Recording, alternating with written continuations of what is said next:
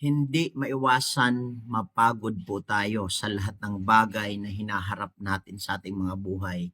At yan ang minsan kung bakit minsan bibitaw na tayo, susuko na tayo dahil sa dami nating mga suliranin sa buhay. Ngunit isang bagay na gusto kong ma-realize na matiyak sa atin. Sabi po sa aklat ng Matthew 11:28, "Come unto me, and ye that labor and are heavy laden, and I will give you rest." Pangako ng Panginoon, sa panahon na tayo napapagod, tumawag tayo sa Kanya, lumapit tayo sa Kanya, and His promise, tayo po ay Kanyang bibigyan ng kapahingahan. Ang sinabi sa Bible, siya po yung ating huling sabat. Siya po yung ating kapahingahan.